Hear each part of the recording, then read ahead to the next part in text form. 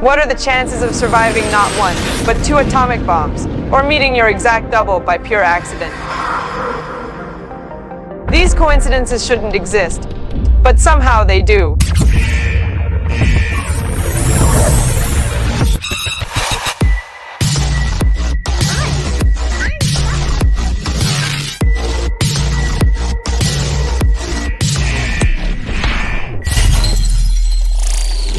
In 1975, Lawrence Eben of Hamilton, Bermuda, experienced a strange and creepy coincidence that still baffles people today.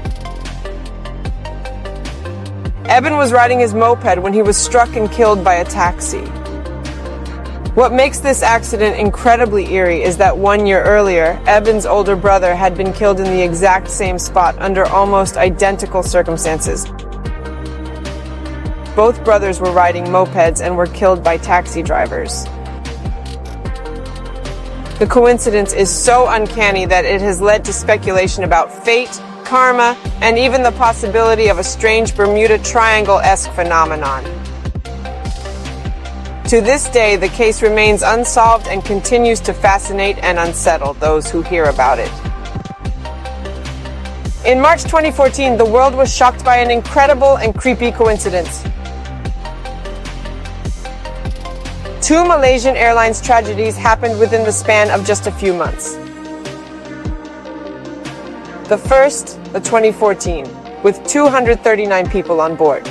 Despite a massive search operation, the plane remains missing to this day. Just a few months later, on July 17, 2014, flight MH17 was shot down over Ukraine, killing all 298 people on board.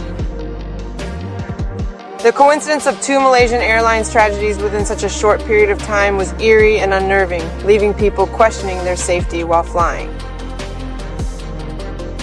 Juliane Koepke was a 17-year-old German-Peruvian girl who was traveling with her mother aboard a Peruvian airliner in 1971. The plane was struck by lightning and disintegrated in the air, killing all 91 passengers except for Juliane. She fell 2 miles from the sky, still strapped into her seat, and miraculously survived. However, the creepy coincidence came when Juliane searched for help and stumbled upon a group of loggers who had found the wreckage of the plane. Strangely enough, her mother had also survived the crash but died shortly after due to her injuries. But that's not all. Juliane later found out that her mother had also fallen from the sky and landed 1 mile away from where Juliane had landed. To this day, Juliane remains haunted by the eerie similarity of their fates and the strange coincidence of their landing spot. Although the odds of 2 family members surviving plane crashes over the same region are extremely minimal. Tsutomu Yamaguchi's story is truly mind-boggling.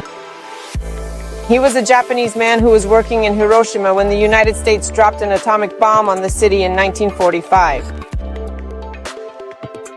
Yamaguchi survived the blast and, despite his injuries, managed to make it back to his home in Nagasaki, but just 3 days later, the United States dropped a second atomic bomb on Nagasaki, where Yamaguchi was for the second time. By some incredible coincidence, he survived that blast too, making him the only person officially recognized as a survivor of both atomic bombings. Yamaguchi's story is a haunting reminder of the devastating power of these weapons and the individuals whose lives were forever impacted on that fateful day. Yamaguchi's story is a reminder of the devastating effects of nuclear war, but also the resilience of the human spirit in the face of unimaginable horror. He passed away in 2010 at the age of 93, but his legacy and message of peace continue to inspire. In 1975, James Lewis wrote a letter to the San Francisco Chronicle claiming responsibility for the infamous Zodiac Killer murders. The case had gone unsolved for years, with the killer taunting police and the media with cryptic messages and letters. But what makes this story truly chilling is the coincidence that James Lewis had actually served prison time with a man named Arthur Lee Allen, who was a prime suspect in the Zodiac case. Both men had been imprisoned at the same time, and some believe that James Lewis may have been trying to deflect blame from his former cellmate. This eerie coincidence has kept the Zodiac Killer case shrouded in mystery for decades.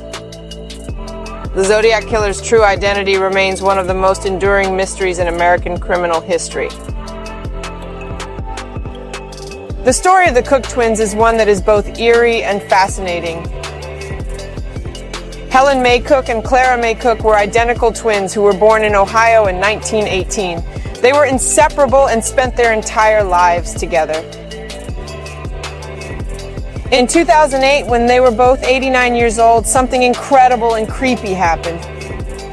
They both died on the same day. The coincidence left everyone speechless and wondering if there was a deeper meaning behind it. While some argued that it was just a coincidence, others believed that it was a sign of their unbreakable bond as twins. Their story will always be a mystery, one that will fascinate and intrigue people for generations to come. Enzo Ferrari, founder of the renowned Ferrari brand, passed away in August 1988. The same year, a future football superstar was born halfway across the world. Mesut Ozil, a German-Turkish midfielder, entered the world in October of 1988, just 2 months after the passing of the legendary automotive designer. While the two men couldn't be more different in their professions and lifestyles, it's hard not to marvel at the extraordinary coincidence of their birth and death years being exactly the same. Both Enzo Ferrari and Mesut Ozil have gone on to achieve great things in their respective fields and have left lasting legacies behind them. Richard Norris's story is both incredible and creepy. In 1997, a horrific gun accident left him without a nose, jaw, and teeth. He spent the next 15 years in hiding, avoiding public scrutiny and living a reclusive life. However, in 2012, everything changed when he underwent a groundbreaking facial transplant surgery. The new face he received was eerily similar to the donor's face, a man who had died in a car accident, just like Norris's accident. Some even claimed that they could see the personality of the donor shining through Norris's new face. It's a stunning and unsettling coincidence that makes one wonder about the mysteries of life and death. Alexander Graham Bell, the inventor of the telephone, had an incredible coincidence happen when he accidentally spilled some acid on his clothes. In 1876, while Bell was working on his prototype of the telephone in his Boston laboratory, he spilled some sulfuric acid on his pants. In a panic, Bell rushed to the nearest water source to wash off the acid, which happened to be outside of the apartment of his future wife, Mabel Gardner Hubbard. Mabel's father owned the building, and she answered the door to help Bell with his pants. Despite the awkward encounter, Bell and Mabel fell in love and were married the following year. This coincidence ultimately led to Bell's marriage to Mabel, who became a significant supporter of her husband's work and played an important role in the eventual success of the telephone.